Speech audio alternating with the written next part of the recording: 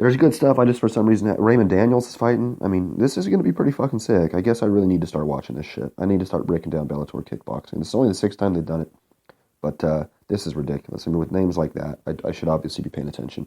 But yeah, next time. Unfortunately, I didn't look at it in time today. So Leandro Ego, who is this motherfucker?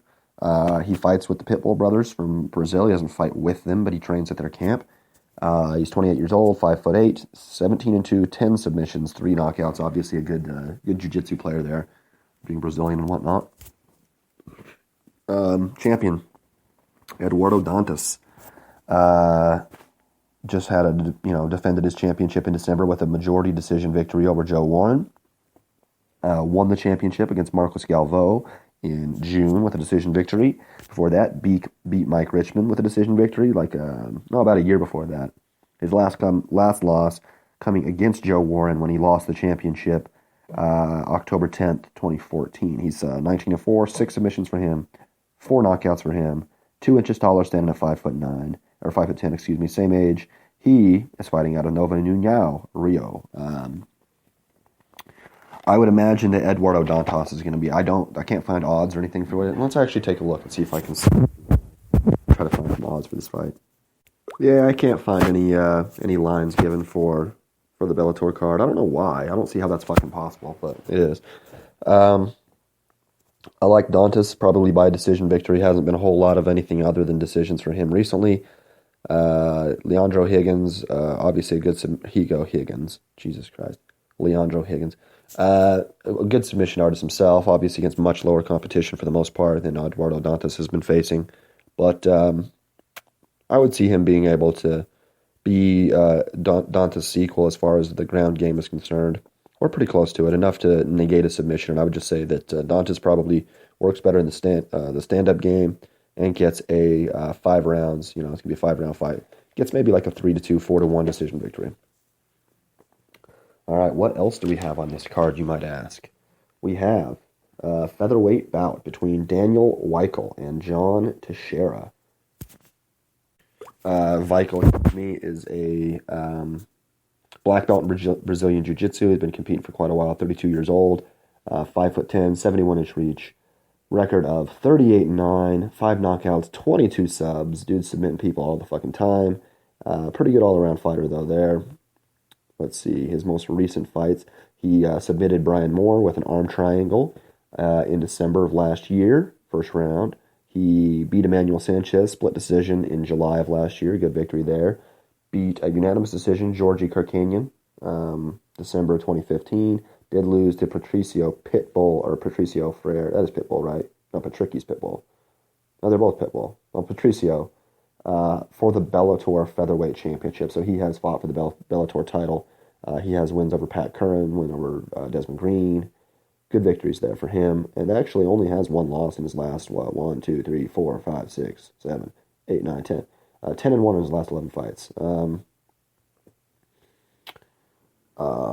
Pretty damn good. He's fighting out of Germany, Team MMA Spirit in Frankfurt, Germany. I don't really know much about them, but obviously they do something. I'm not sure who their jiu-jitsu coach is, but it was obviously somebody good enough to get him a black belt.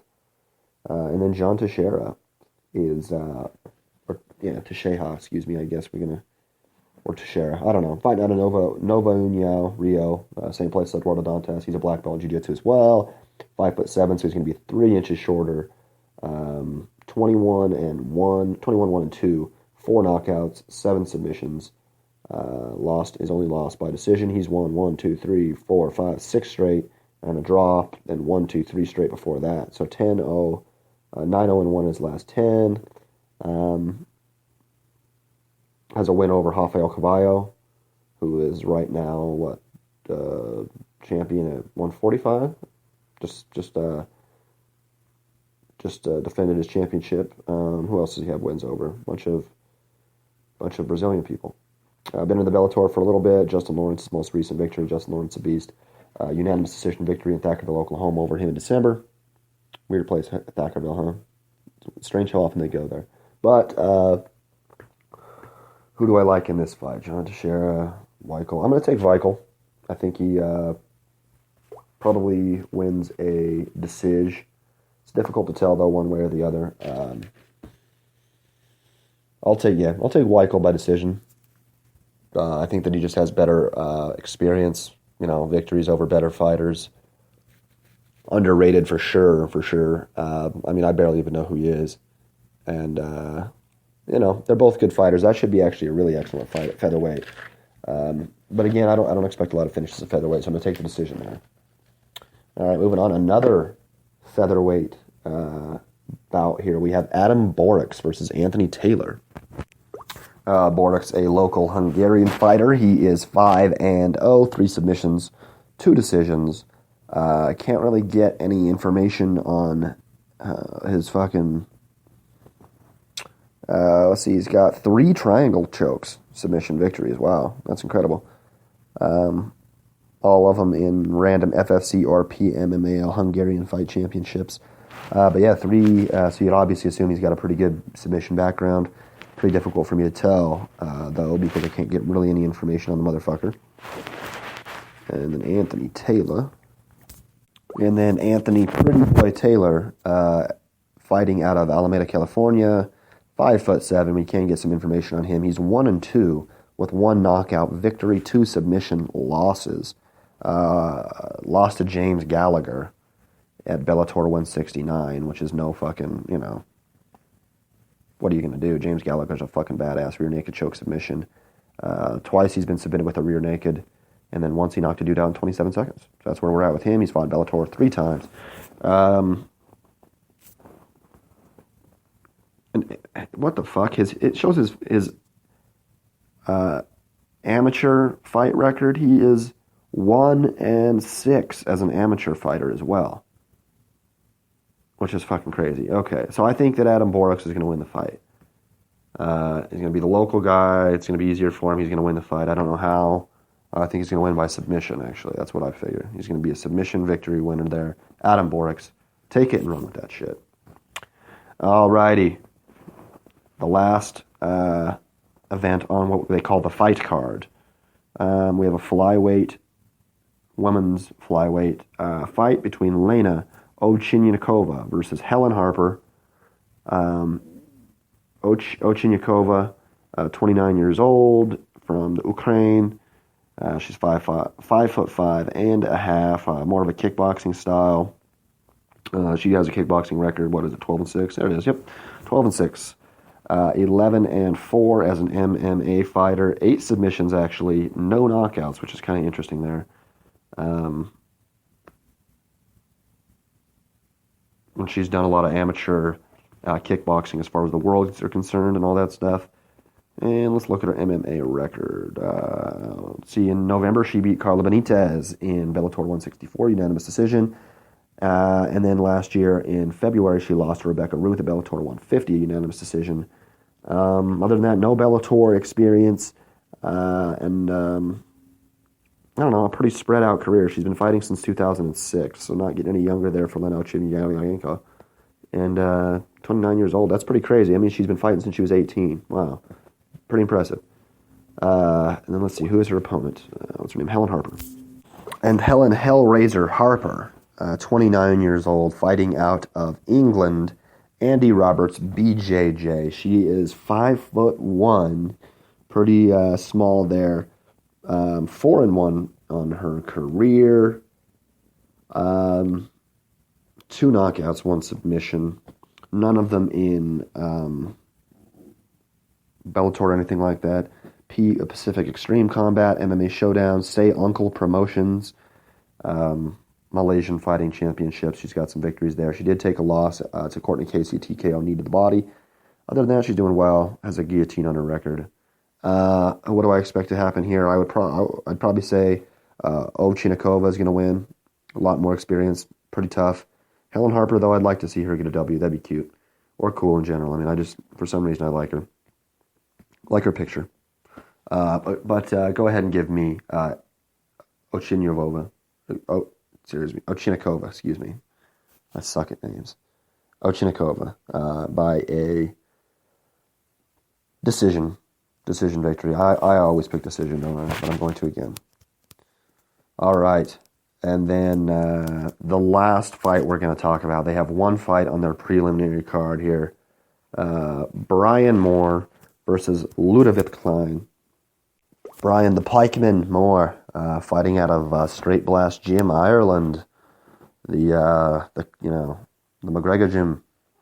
5'8", 145, 29 years old. He has a record of 9-5. 2 knockouts, 5 submissions. They obviously have great grappling there. Gallagher there as well. He basically just lost to Daniel Weichel back in December. Got submitted with an arm triangle in the first round. Weichel obviously fighting on this card. Just talked about him. He beat Mick Brennan, though. Mick Brennan's a bad motherfucker. Knocked him out in the first round. And then a little bit back and forth other than that. Names, nothing too spectacular. But a good fighter there. And then Ludovic Klein is a featherweight from Slovakia, 7-0. 1 knockout, 6 submissions. Nobody's ever gone the distance with this motherfucker. Even his amateur, he only went 1-0 as an amateur. Let's see here. Yeah, only fought in like regional organizations essentially, but let's see, what's he got? 2 guillotines, 2 arm bars, and 2 guillotines, 2 arm bars, 1 rear naked, and 1 triangle. He's got a good little plethora of things he can throw at you. 5'8", we're talking about the same size, and just 22 years old, man. What an up-and-comer here. What do I think? I think that he's probably, the step up in competition is going to be more difficult maybe right now than the young guy is able to handle. The SBG Gym Ireland has just fantastic coaching, fantastic everything, extreme level submission game. So it's not like this is going to be something that Brian Moore hasn't seen. And so I'm going to take Brian Moore by a KO. We'll say a KO for Brian Moore. Able to negate a lot of the submission for both of them, and Brian Moore wins by knockout. All right, ladies and gents. This shit is going to bring us to the end of the Intelligent Thoughts, episode 30, UFC FN 24. We'll call it UFC Fight Night 24 breakdown. The regular season ended last night of the NBA. That's why we have no daily wager for you today. I'm going to be coming back. I'm probably just going to do the NBA Weekly today, seeing as we have really, nothing else to gain by waiting another day or anything like that. And I got a little bit of free time, so I'm going to write some shit down. I'm going to think about my life, think about what I think about, and when I come up with an answer, I'm going to have another podcast for you. Until then, everybody enjoy the rest of your mornings or early afternoons, wherever you're at. I love you.